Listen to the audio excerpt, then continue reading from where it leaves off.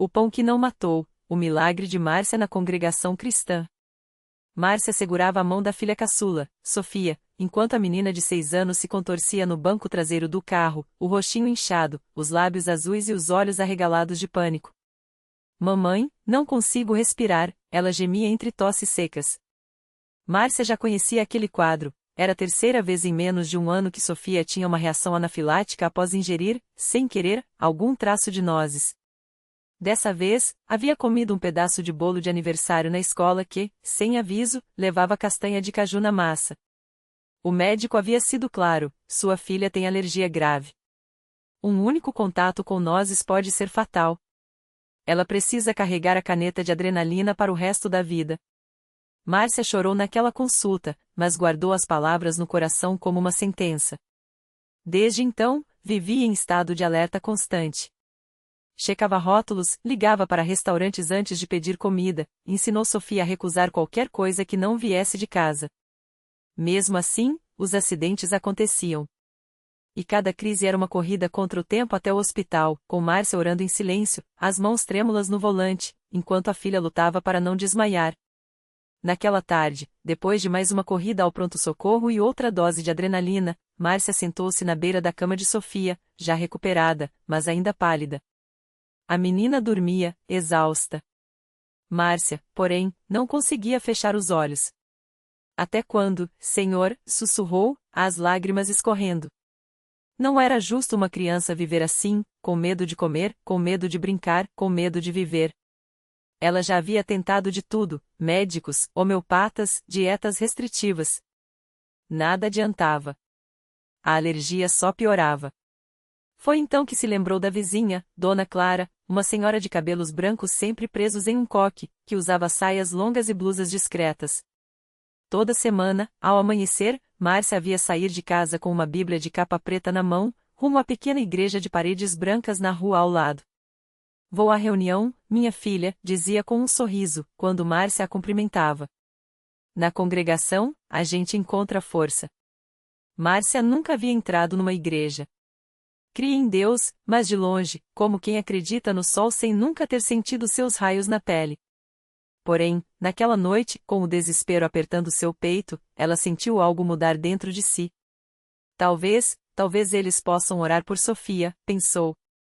No domingo seguinte, Márcia vestiu Sofia com um vestido simples de algodão, azul claro, e uma faixa no cabelo.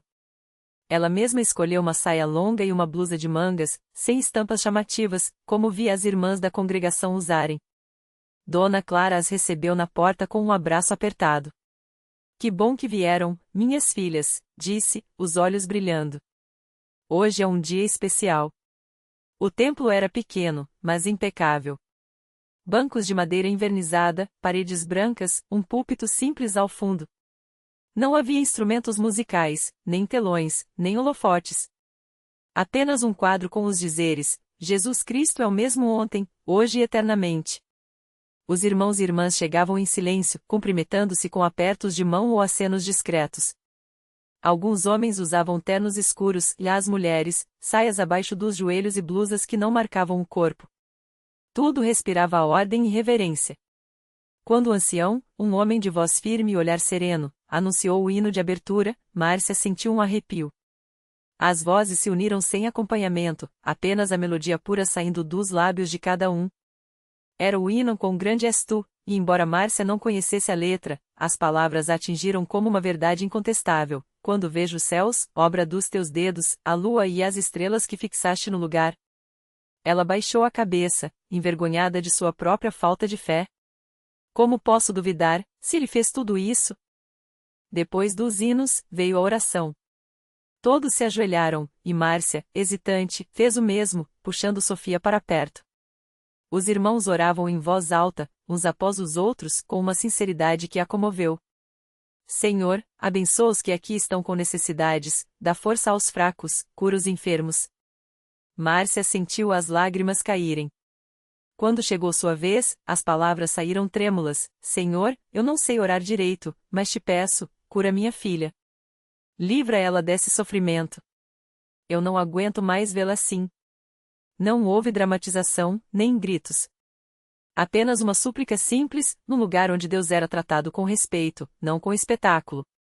Ao final da reunião, o ancião convidou os presentes a darem testemunhos. Alguns irmãos se levantaram, contando como Deus os havia livrado de dívidas, de doenças, de vícios. Márcia ouvia tudo com o coração acelerado. Então, Dona Clara se levantou e, com a voz firme, disse: Irmãos, hoje temos aqui uma visita que precisa de nossa intercessão. A irmã Márcia e sua filha Sofia estão passando por uma prova difícil. Vamos orar por elas? Todos concordaram com um amém a uníssono.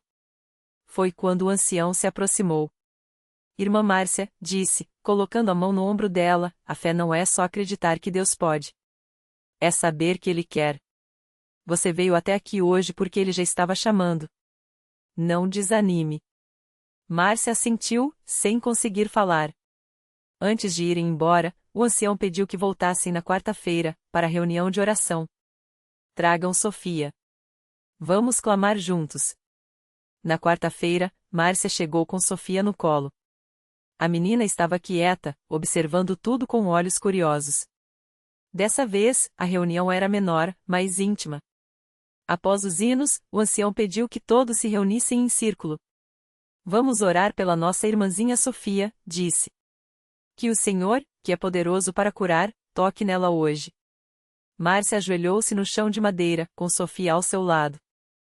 As mãos dos irmãos se estenderam sobre a cabeça da menina, e as vozes começaram a subir em uníssono. Pai Celestial, nós te pedimos, pela fé, que livres esta criança.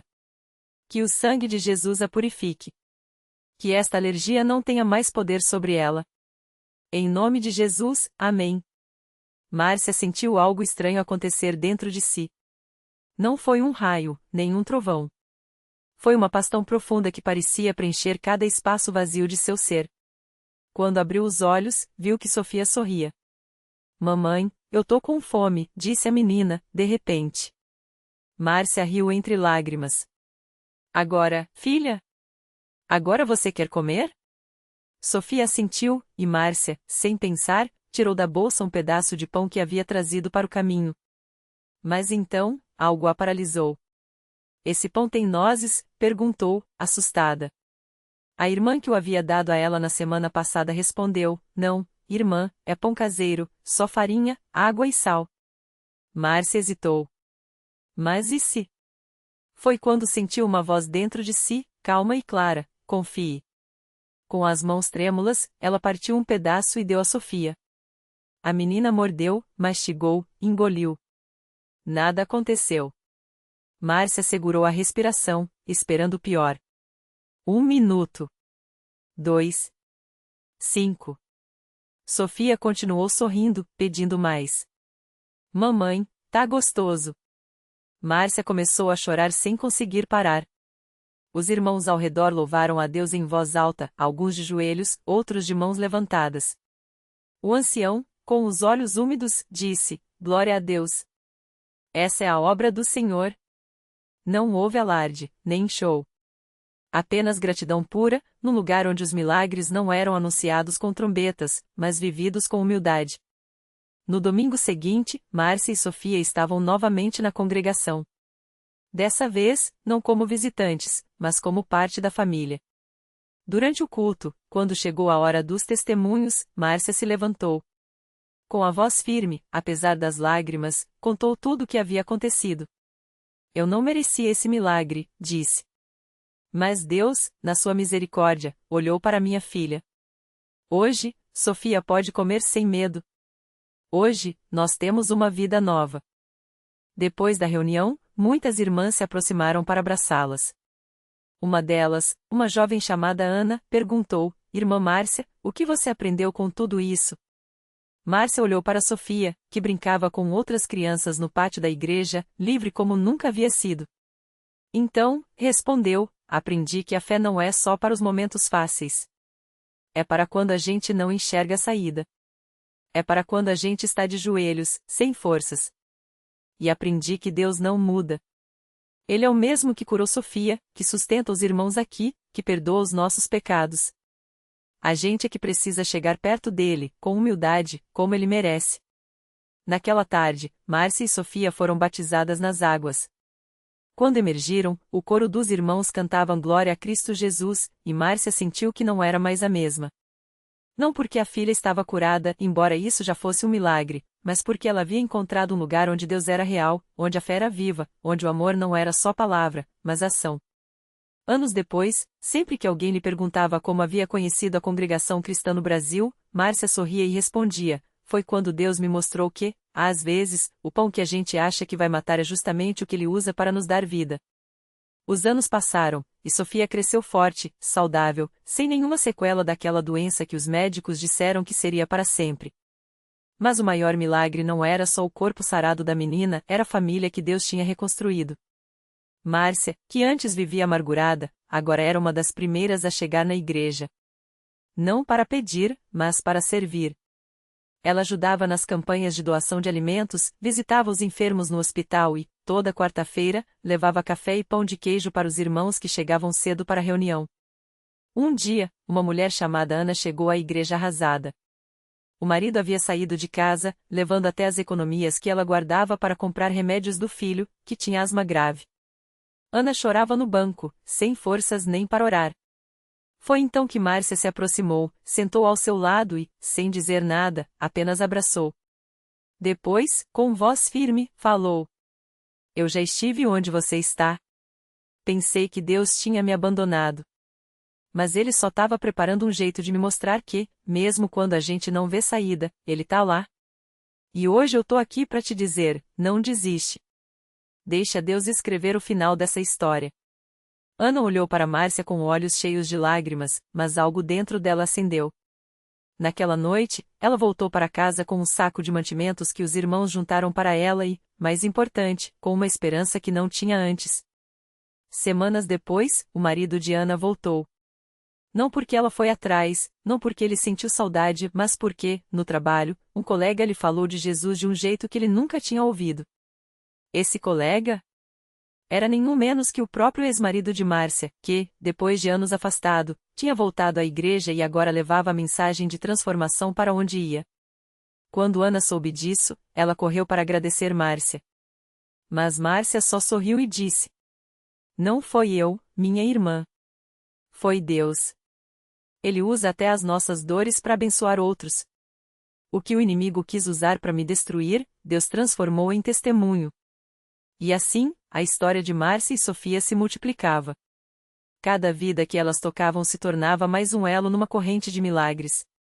A igreja crescia, não porque pregavam fórmulas, mas porque viviam uma fé que não ficava só no altar, saía pelas ruas, entrava nas casas, secava lágrimas e acendia sonhos.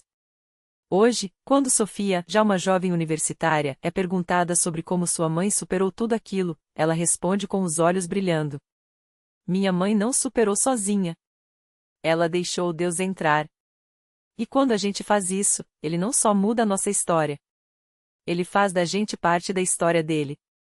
E assim, naqueles bancos simples, entre hinos e orações, o milagre continuava. Não era algo que tinha acontecido uma vez, era algo que acontecia todos os dias, em cada coração que se abria para crer. Porque Deus não muda. E quando a gente muda, Ele faz coisas que nem a gente mesmo acredita que é capaz. A vida de Sofia e de sua mãe, Dona Maria, virou um testemunho vivo dentro da Universal. Não era raro ver as duas chegando cedo aos cultos, não só para orar, mas para estender a mão a quem chegava com o coração pesado. Dona Maria, que antes mal conseguia olhar nos olhos das pessoas, agora abraçava, consolava e falava com uma autoridade que só vem de quem já viu Deus agir no impossível. Um dia, uma mulher chamada Ana, mãe de 3 filhos e desempregada há meses, entrou na igreja arrasada. As contas se acumulavam, o marido tinha ido embora, e ela não via saída. Foi quando Dona Maria se aproximou, com aquele mesmo olhar que já tinha sido vazio, mas agora brilhava com uma esperança que não vinha dela. Minha filha, eu já estive onde você está, disse, segurando as mãos trêmulas de Ana. Mas Deus não nos deixa no chão. Ele levanta. E quando ele levanta, ninguém segura. Ana chorou. Não eram lágrimas de desespero, eram lágrimas de quem, pela primeira vez em muito tempo, sentia que alguém realmente entendia sua dor. Dona Maria não ofereceu soluções mágicas, mas algo muito mais poderoso, uma fé que tinha sido testada e aprovada no fogo. Naquela noite, no culto, o pastor fez uma oração específica por Ana. Não foi uma pregação genérica, foi uma palavra direta, como se Deus estivesse falando só com ela. E quando o pastor pediu para que ela desse um passo de fé mesmo sem ver o caminho, Ana obedeceu. 2 dias depois, uma antiga colega de trabalho, que ela nem sabia que frequentava a mesma igreja, lhe ofereceu um emprego. Não era qualquer emprego, era numa empresa onde ela poderia crescer, com salário suficiente para sustentar os filhos e ainda sobrar para começar a reconstruir sua vida. Ana voltou à igreja no domingo seguinte com os olhos cheios de gratidão. E dessa vez, não veio sozinha. Trouxe a irmã, que também estava passando por lutas. Porque milagre chama milagre. Fé contagia. Enquanto isso, Sofia, agora na faculdade de psicologia, começou a perceber que sua história não era só dela. Em sala de aula, quando os professores falavam sobre resiliência e superação, ela sorria por dentro. Sabia que nenhuma teoria explicava o que havia vivido. Não era força de vontade, era Deus de vontade. E isso ela não aprendia nos livros. Certo dia, uma colega de classe, que sempre havia sorrindo mesmo nos dias mais corridos, perguntou: Sofia, como você consegue ser tão positiva? Sua vida sempre foi assim fácil? Ela riu, porque sabia que nada havia sido fácil. Mas respondeu com a mesma simplicidade que sua mãe usava: Minha vida não foi fácil, não. Mas eu aprendi que Deus não tira a gente da tempestade só para nos poupar da chuva.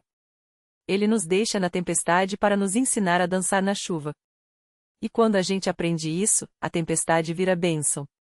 A colega ficou em silêncio, como se aquelas palavras tivessem tocado algo profundo nela.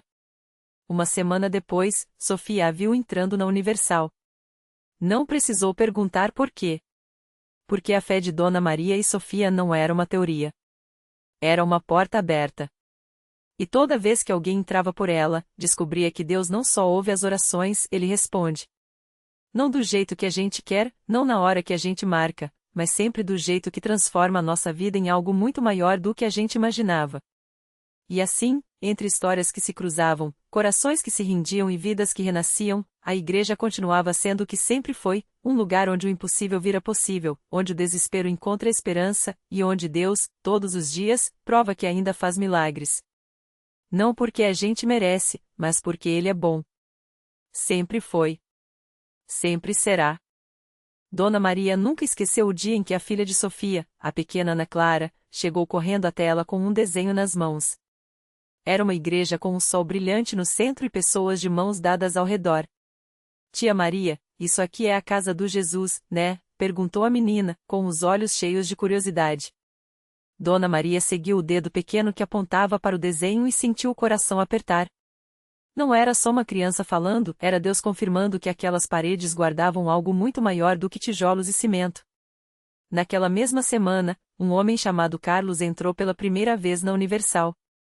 Ele vinha de uma sequência de derrotas, o emprego perdido, a família desfeita, e uma depressão que o fazia acreditar que não havia mais saída. Sentou-se no fundo, de cabeça baixa, como se quisesse passar despercebido. Mas quando o pastor começou a falar sobre a restauração que Deus faz na vida daqueles que confiam nele, Carlos sentiu algo estranho, uma paz que não vinha de fora, mas de dentro. Era como se alguém tivesse acendido uma luz num quarto escuro há muito tempo. Ele não chorou. Não gritou.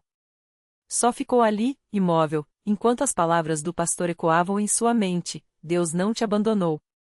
Ele está te esperando justamente aqui, onde você pensou que tudo acabou. Quando a reunião terminou, Carlos não saiu.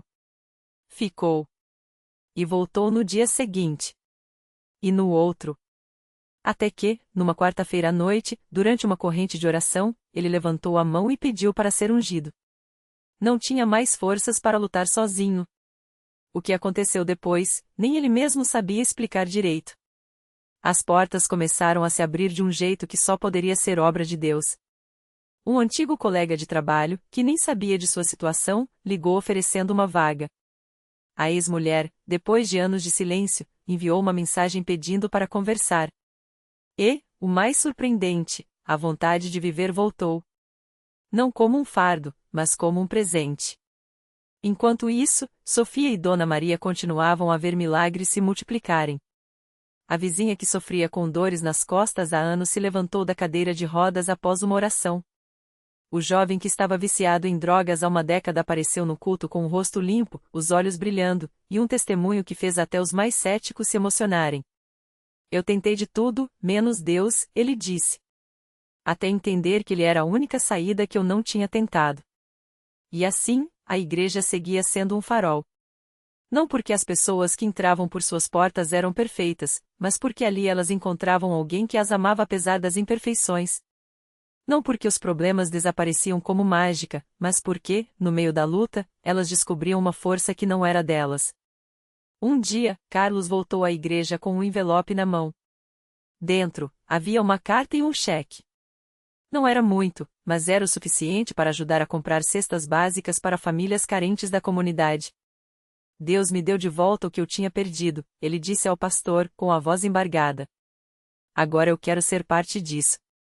Quero que outras pessoas saibam que ainda há esperança. E a história continuava. Porque na Universal, milagres não são exceção, são a regra. Não porque as pessoas são especiais, mas porque Deus é fiel.